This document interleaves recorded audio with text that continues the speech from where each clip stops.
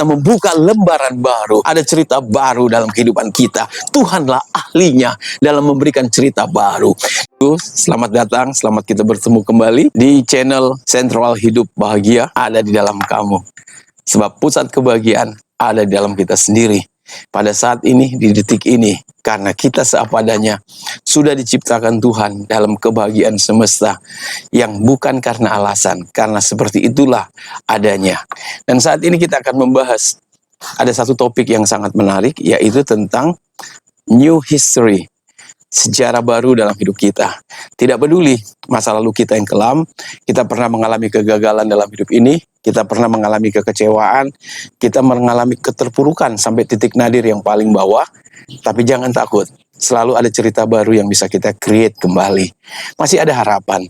Saya mengambil kebenaran ini yang terdapat dalam kitab Mazmur sebagai acuan, landasan kita untuk melihat bagaimana pola kerja Tuhan dalam membentuk kehidupan ini. Jika kita mengerti polanya, kita mengerti sistemnya, kita mengerti cara Tuhan, pastilah pola ini akan berulang kembali dan hasil yang kita dapatkan sama seperti yang pernah didapatkan oleh orang-orang terdahulu yang telah menemukan rahasia ini. Mazmur 40 ayat 1 hingga ayatnya yang keempat. Untuk pemimpin biduan, Mazmur Daud. Aku sangat menanti-nantikan Tuhan, lalu ia menjenguk kepadaku dan mendengar teriakku minta tolong. Ia mengangkat aku dari lubang kebinasaan, dari lumpur rawa. Ia menempatkan kakiku di atas bukit batu, menetapkan langkahku. Ia memberikan nyanyian baru dalam mulutku untuk memuji Allah kita. Banyak orang melihatnya dan menjadi takut, lalu percaya kepada Tuhan. Berbahagialah orang yang menaruh kepercayaannya pada Tuhan, yang tidak berpaling kepada orang-orang yang angkuh atau kepada orang-orang yang telah menyimpang kepada kebohongan. Ayat 6, banyaklah yang telah kau lakukan ya Tuhan Allahku, perbuatanmu yang ajaib dan maksudmu untuk kami tidak ada yang dapat disejajarkan dengan engkau. Aku mau menceritakan dan mengatakannya, tetapi terlalu besar jumlahnya untuk dihitung. Wow, luar biasa sekali. Mari kita memperhatikan pengalaman dari sosok seorang Raja Daud di dalam Mazmur pasal 40 ayat 1 hingga ayatnya yang ke-6. Daud adalah seorang raja yang dilantik sendiri oleh Tuhan sejak dari masa mudanya. Pada waktu itu, ketika Nabi Samuel ingin mengurapi salah seorang anak daripada Isai atas perintah Tuhan, lalu dia terjebak dengan melihat satu sosok, figur yang sangat ideal untuk menjadi seorang raja. Karena pada waktu itu Tuhan menyuruh Nabi Samuel untuk melantik, mengurapi seorang raja Israel yang akan menggantikan Saul. Lalu dilihatlah Eliab dengan tubuhnya yang tegap karena memang dia on job, sedang dalam tugas sebagai seorang perwira kebanggaan daripada Raja Saul. Karena tubuhnya yang semampai. Tetapi pada waktu itu Tuhan menegur Samuel dengan berkata, manusia hanya melihat apa yang dilihat mata, tapi Tuhan melihat hati.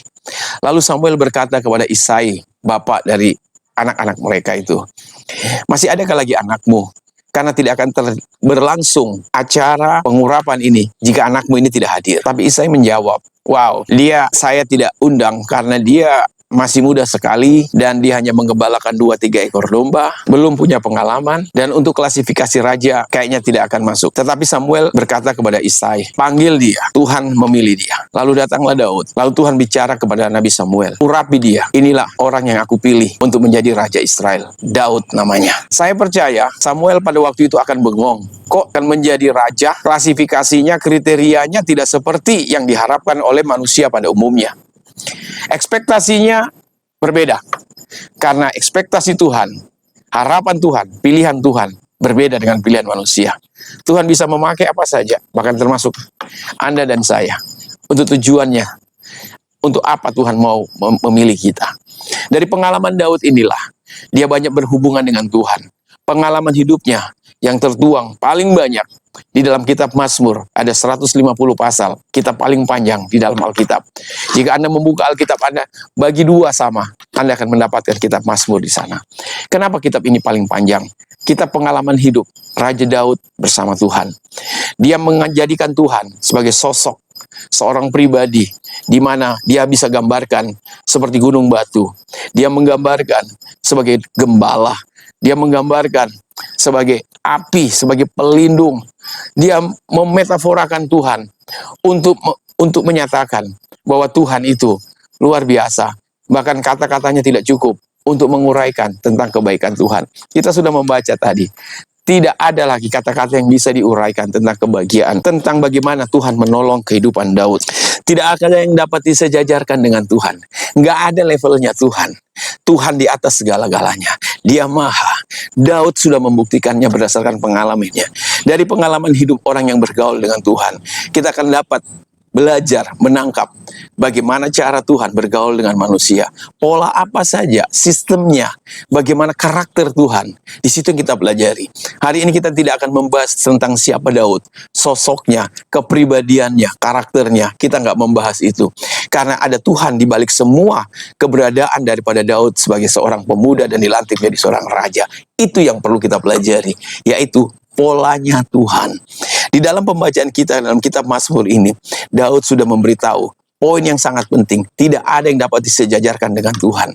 Artinya kalau hari ini saudara dan saya mengandalkan Tuhan, berharap sama Tuhan adalah pilihan yang terbaik. Sebab semua manusia mengecewakan.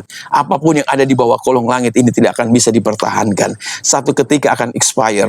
Satu ketika manusia akan bosan dengan kita. Satu ketika janji manusia tidak akan ditepati. Namanya saja manusia. Tapi Tuhan tidak. Tuhan adalah kekekalan. Tuhan adalah kemahakuasaan. Tuhan adalah pribadi yang otentik. Pribadi yang nyata. Sehingga Daud mengungkapkan, tidak ada yang dapat disejajarkan dengan engkau. Hari ini juga kita ingin berlindung. Berlindunglah pada sesuatu yang tidak dapat disejajarkan dengan apapun di bawah kolong langit ini, kecuali Tuhan.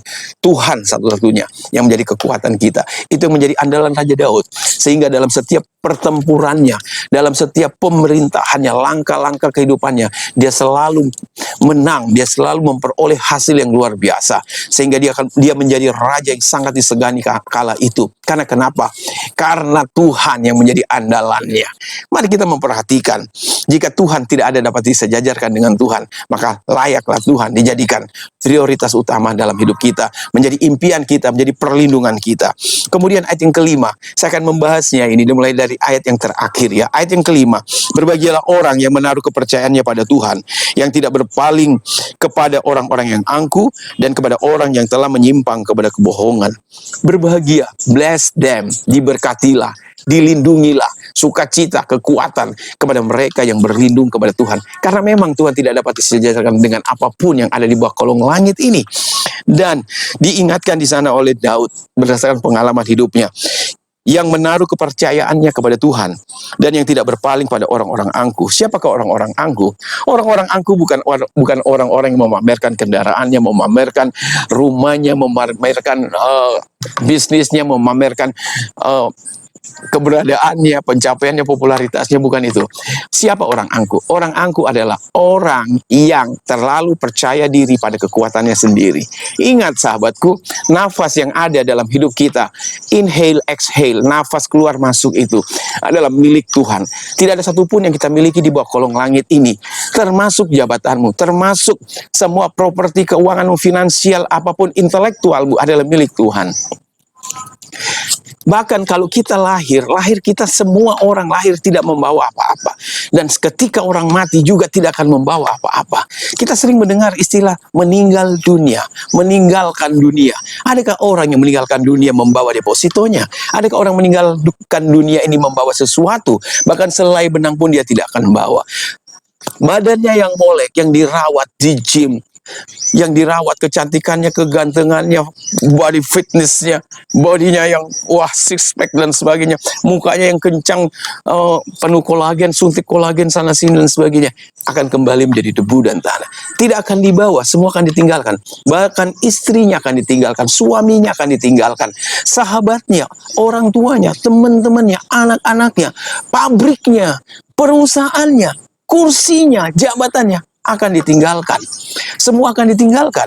Jadi kita harus sadari, kita tidak memiliki apapun di bawah kolong langit ini. Semua adalah pemberian Tuhan. Kalau hari ini nafas kita ditutup, diambil, selesailah kita, maka semua kepemilikan kita akan berakhir.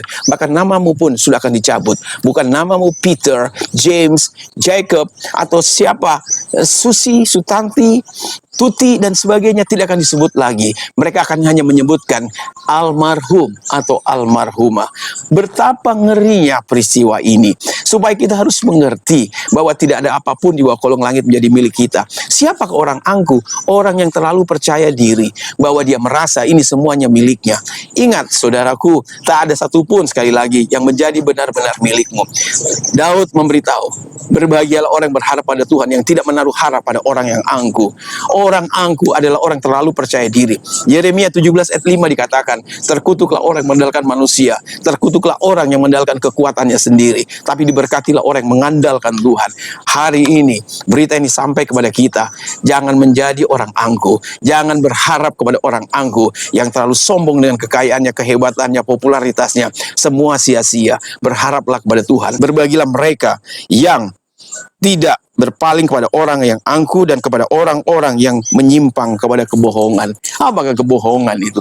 Kebohongan adalah jika kamu berkata kamu bisa hidup tanpa Tuhan, kamu menjalani kehidupan ini hanyalah hasil usahamu oleh karena kemampuan akademismu, intelektualmu, akibat karena kemampuan membangun jaringan sehingga bisnismu bisa merebak kemana-mana. Itu adalah berita kebohongan, bukan karena kemampuanmu, tapi ada kemampuan yang tersembunyi dari Tuhan yang Tuhan sedang percayakan kepadamu. Jika hari ini usahamu membesar, pangkatmu sedang naik, popularitasmu sedang melejit tinggi, ingat baik-baik, hal itu ada sesuatu yang dipercayakan kepada kamu, yang sewaktu-waktu Tuhan bisa menariknya tanpa harus memberitahukan kepadamu sebelumnya. Karena itu jangan percaya pada berita kebohongan, bahwa apa yang bisa kita pikirkan dan usahakan, jangan libatkan Tuhan. Itu adalah pernyataan yang keliru, itu adalah pernyataan kebohongan. Manusia tidak bisa hidup tanpa Tuhan. Coba Anda bayangkan, kalau matahari tidak terbit, apakah ada kehidupan yang bisa berlangsung di bawah kolong langit ini? Pertanyaannya hari ini, siapa yang memberikan sumber daya energi ke matahari sehingga ribuan tahun yang lalu intensitas cahayanya tidak berkurang? Harus menjadi pertanyaan. Siapa yang mensuplai semuanya itu? Adalah Tuhan semesta alam. Hari ini kau harus mengakui bahwa semuanya dari Tuhan. Hidup pun bergantung pada Tuhan. Wait, saya tidak bicara tentang agama. Saya tidak percaya tentang agama. Agama adalah budaya manusia. Tapi yang saya bicarakan hari ini adalah kesadaran akan kebenaran yang hakiki, kebenaran yang sesungguhnya, kebenaran yang real, kebenaran yang bisa dinyatakan, kebenaran yang punya bukti otentik sejarah. Daud adalah sejarah kehidupan, bukan cerita omong kosong atau dongeng, tapi sebuah peristiwa yang pernah terjadi. Daud sudah menerapkan kebenaran firman ini. Jadi dari sini kita bisa melihat apa rahasianya. Luar biasa. Kita lihat ayat yang pertama. Ini yang menjadi rahasia daripada Daud, sehingga kita bisa melihat pola kerja Tuhan. Apa itu? Ayat yang kedua. Aku sangat menanti-nantikan Tuhan. Sangat menanti-nantikan. Bukan menanti-nantikan saja. Sangat menanti-nantikan. Berarti dia menaruh harap benar-benar pada Tuhan. Fokus hidupnya hanya kepada Tuhan. Dia hampir tidak percaya dengan pedangnya, dengan busurnya, dengan kemampuan teknik berperang dia.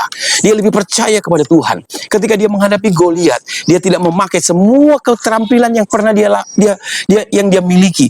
Bahkan ketika Raja Saul memberikan jubah, ketopong untuk masuk ke medan tempur, dia tolak. Aku tidak terbiasa. Dia cuma membawa ketapel dengan 5 butir batu hanya untuk merobohkan Goliat yang sudah punya pengalaman tempur, seorang perwira yang terlatih dengan tinggi dalam hasta. Dia percaya kepada Tuhan.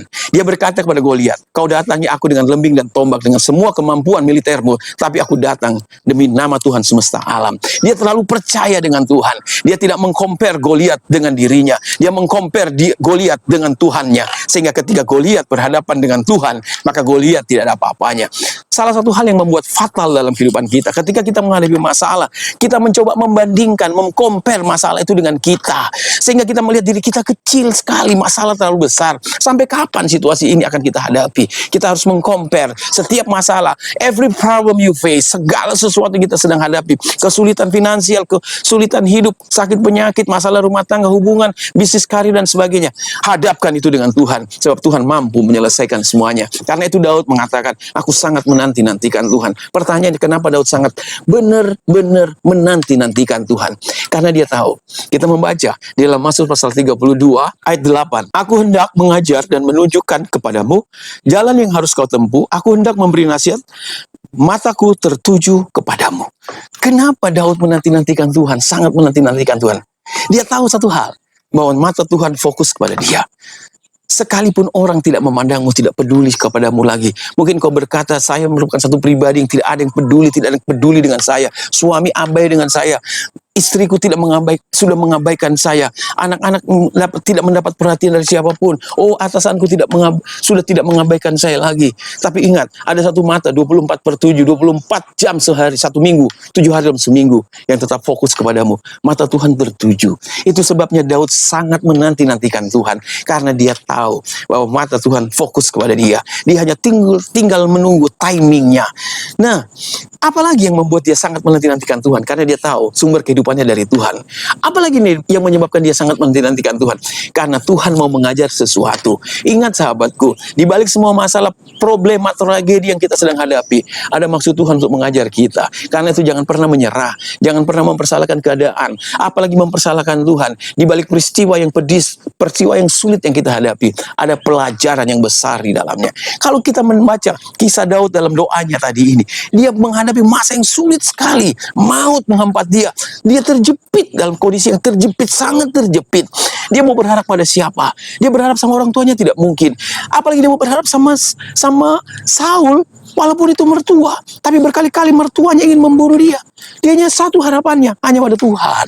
Dia tahu, dia sangat menanti-nantikan Tuhan. Tidak peduli masalah waktu, karena waktu adalah ilusi. Anda nggak usah menghitung waktu, kapan ya Tuhan, kapan ya Tuhan. Tapi yang pasti, mata Tuhan tetap tertuju kepadamu. Siang dan malam mata Tuhan tertuju kepadamu. Karena kenapa? Dia ingin mengajar kamu untuk sesuatu yang baru. Sehingga dengan keterampilan-keterampilan baru, kamu akan menjalani kehidupan dengan cara yang baru. Dan Tuhanlah menjadi sumber kita. Reaksi Tuhan setelah itu apa yang terjadi?